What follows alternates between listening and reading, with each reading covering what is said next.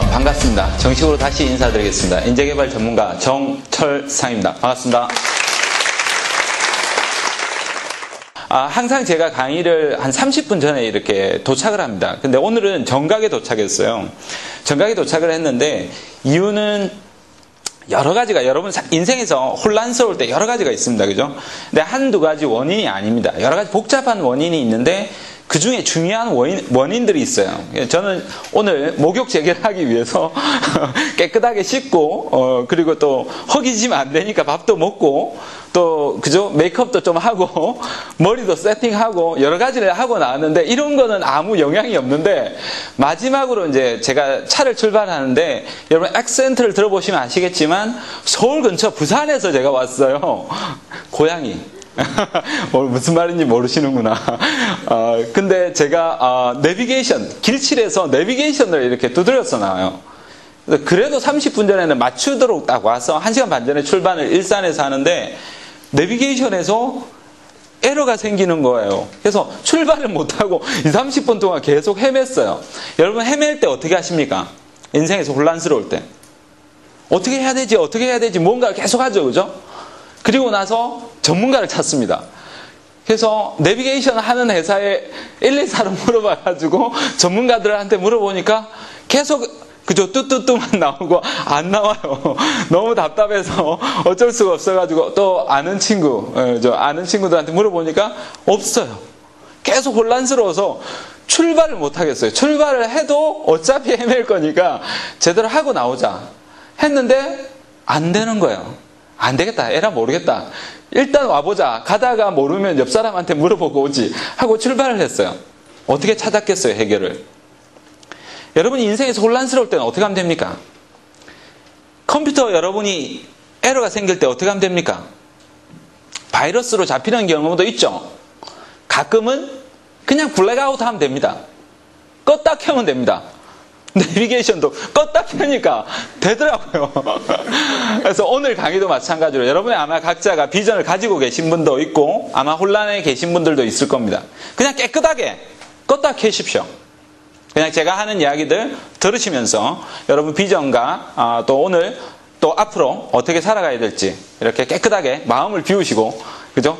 너 이 자식 어떤 이야기 하는지 한번 두고 보자 이러면서 오셔가지고 하셔서는 안 될 것 같습니다.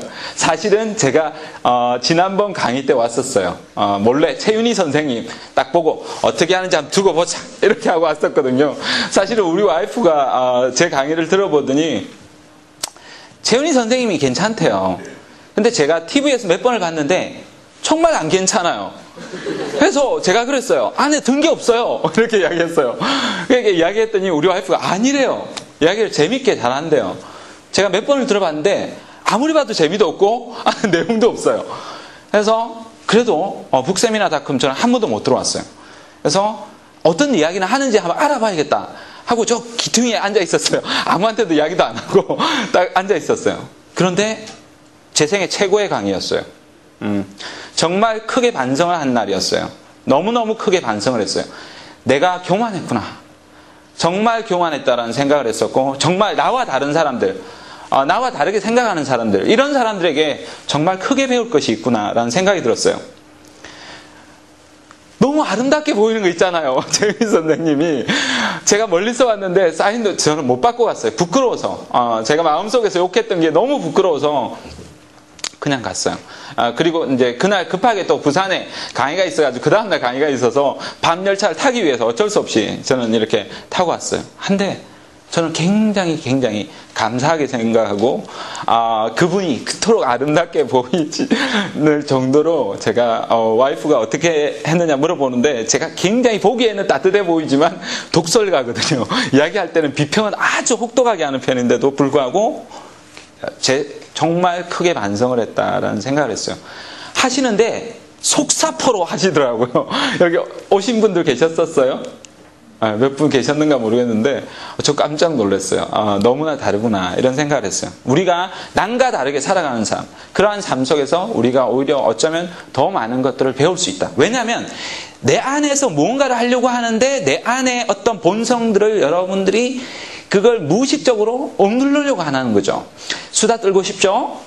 어떤 사람들은 사회적인 지위가 있습니다. 그죠? 그런 수다 떨면 안 될 것 같습니다. 무게를 가져야 될 것 같습니다. 그러다 보니까 그런 사람들을 배척하는 거죠.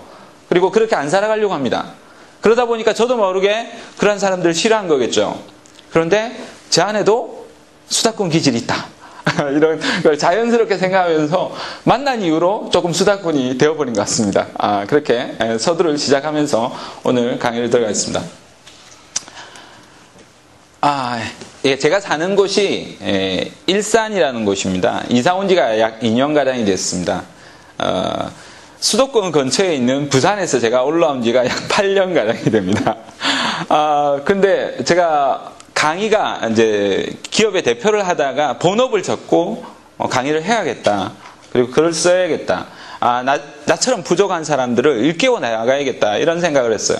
본업을 접고 부업을 전업을 했습니다. 그런데 부업을 하던 것이 이제는 2배, 3배 역전이 되었습니다. 여러 가지로 금전적인 측면에서나 여러 가지 측면에서 좋아졌어요. 근데 제가 이제 일산이라는 곳에서 이제 몰라서 항상 서울역까지 이렇게 잘 몰라서 KTX 타고 가기 위해서 택시비를 2, 3만 원씩 내고 이렇게 왔었거든요. 근데 누가 일산 사시는 분이 그러더라고요. 우리 집 앞이 바로 백마역 앞이거든요. LA 등신아, LA 촌놈아, 그 앞에 거기 가면 백마역 있다. 그냥 가면 된다, 통근열차. 그러더라고요. 얼만데? 하니까 1,000원에서 1,200원이면 된대요. 저는 비즈니스 카드 하니까 400원밖에 안 치더라고요. LA 등신, 역시 촌놈은 뭔가 달라도 다르구나. 이런 생각을 했어요. 그래서 항상 저는 1분 1초를 아껴 쓰는 사람이기 때문에 시간을 맞춰서 이제 움직이는데, 이날은 한 10분 일찍 나왔어요. 백마역에 도착을 해서, 10분 일찍 도착을 했는데 열차가 바로 도착하는 거예요. 바로 탔어요. 제가 이제 지금 1일 1도구를 목표로 해서 책을 보고 있거든요. 적게 보면 20권, 한 달에 많이 보면 30권 이상을 봐요. 그러다 보니까 앉자마자 책을 봐요. 그래서 앉자마자 책을 봤는데 촌놈이지만 가는 방향은 알거든요. 반대로 가는 것 같아요, 느낌이. 그래서 옆 사람한테 물어봤어요. 이거 서울역 가는 거 맞아요? 이렇게 물어보니까 옆 사람이 이러는 거예요. 아니요? 이거 반대 방면이거든요? 아마 그분도 수도권 사람이 아니신가 봐요. 그래서 마음 편하게 우리 이야기합시다. 이렇게 물어보더니, 그래서, 잘못하셨대요. 이게, 뭐죠? 복선이 아니라 단선인데, 여기에 이렇게, 열차역에 도착을 하면, 여기에서 이제 있던 열차 출발한대요. 백마역을 지나면 여기 일산역인데 일산역에 도착하자마자 반대편에 있던 열차가 간대요. 이게 단선이었으니까 저는 모르고 아무거나 온 것 한 거죠. 단선이어서 잘못 탔어요. 그것도 모르고 서울 방면이라고 돼 있었거든요. 그래서 여기를 공사하고 있어가지고 이쪽으로 해서 잘못한 거예요. 그래서 어떻게 해야 되나? 어떻게 해야 되느냐? 굉장히 고민했어요. 그러더니 옆분이 저를 아래로 훑어보시더니 아마 제 롱다리를 아마 보신 것 같아요. 그러더니 그래도 아무리 네가 다리를 길어도 달리는 열차는 못 잡을 거다. 이런 표정으로 저를 보시는 거예요. 저는 잡아야겠다 생각을 했어요. 아니나 다를까 열차가 플랫폼에 도착하자마자 반대편 열차가 출발하더라고요. 그래서 어떻게 해야 되나?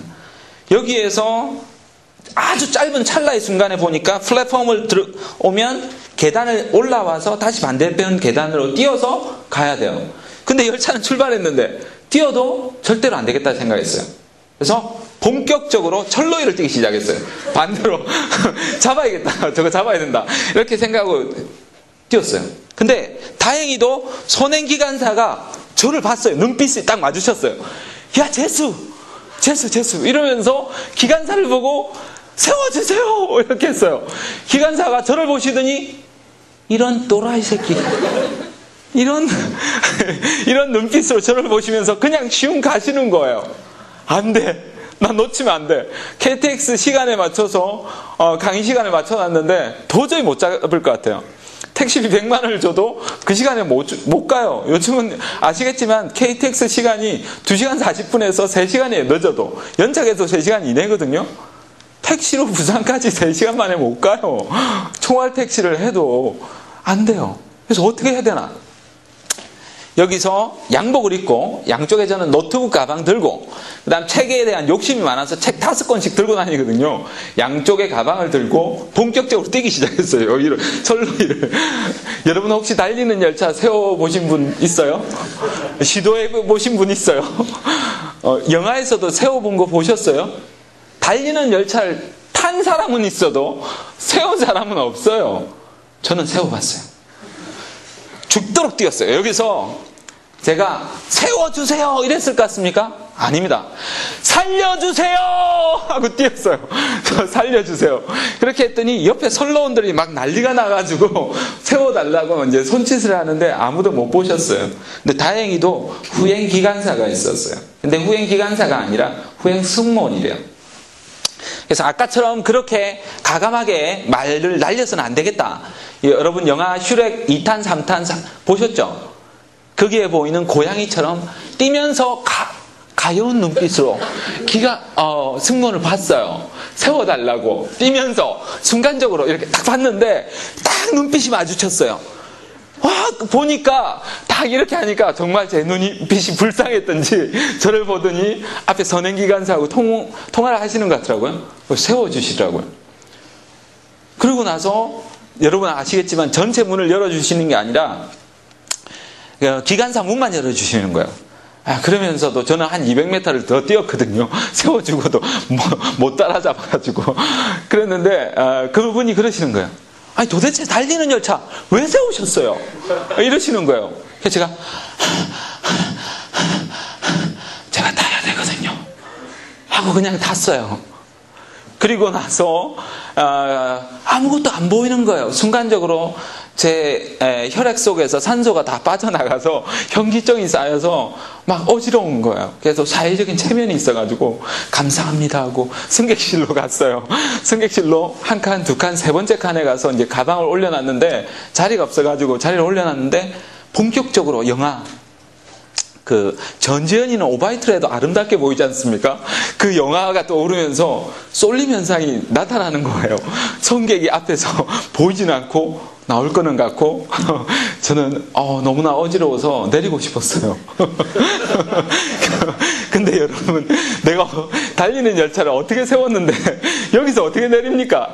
그리고 또 내리고 싶어도 아시겠지만 문이 안 열렸지 않습니까? 다음 정거장 가야 되니까 일단 다음 정거장까지는 참자. 다음 정거장 가서 거기서 내리더라도 거기서 내리자 하고 내리려고 하니까 너무 아까운 거예요. 어떻게 뛰어왔는데 한 칸만 더 가자.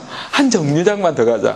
한 정류장 하다 보니까 어느새 신촌역을 지나서 다음이 서울역이라 그러더라고요. 그제서야 하늘에 이제 별이 사라지면서 눈에 무엇인가 들어오는 거예요. 아마 여러분들도 인생에서 저보다 훨씬 더 험난한 인생 열차들 아마 타오셨을 겁니다. 수없이도 내리고 싶고 그죠? 하차하고 싶었었던 이런 어려운 역경들이 있었을 것 같습니다. 저 역시도 아무 비전 없이 그렇게 앞만 보고 정말 전력을 다해서 뛰었습니다. 그나마 그것이 저를 키우는 어느 정도의 자양분은 된 것 같습니다. 그렇게 30대 중반까지 뛰었습니다. 근데 너무 어지러워요. 30대 중반 후반이 되니까 내 미래가 안 보여요. 어떻게 살아야 되는지. 저도 열심히 여러분들 누구의 말로로 이야기하면 그죠? 이 금요일 그죠? 피크치 이날에 여기에 참석할 수 있다라는 무모한 판단력 그죠? 여러분들의 무모한 도전 정신 이런 것들 그죠? 그런 것과 마찬가지로 근데 그 이후의 대답이 이제 안 보이는 거예요. 어떻게 가야 되나? 저도 열심히 뛰어다녔어요. 제일 자기개발 처음 할 때는 어떻게 합니까? 공짜 세미나만 뛰어다닙니다. 그죠? 돈 안 들지 않습니까? 몸만 뛰면 됩니다. 몸만 부지런히 뛰면 충분히 배울 것들 많습니다. 그렇게 열심히 뛰어다닙니다. 그러다가 어느 정도가 이제 되면 돈을 들이셔야 됩니다. 돈도 들이셔야 되고 책도 이제 많이 사보셔야 되죠. 그런데 이제 비전에 대한 중요성은 알았어요. 정말 중요하구나. 강사분마다 다 이야기하시니까 중요하다. 나도 세워야겠다 하고 생각하는데 그죠? 어떻게 세워야 되는지 너무나 어지러웠어요. 자, 어떻게 하면 제 이야기들과 더불어서 오늘 여러분들 또 비전도 같이 한번 생각해보는 시간들을 가지는가 이야기를 한번 해보겠습니다.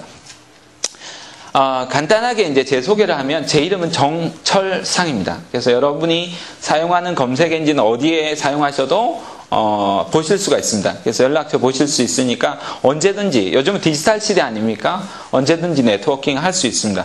이렇게 해주시고, 또 만약에 끝나고 나시면 저한테 명함을 주고 받으셔도 제가 명함을 드리겠습니다.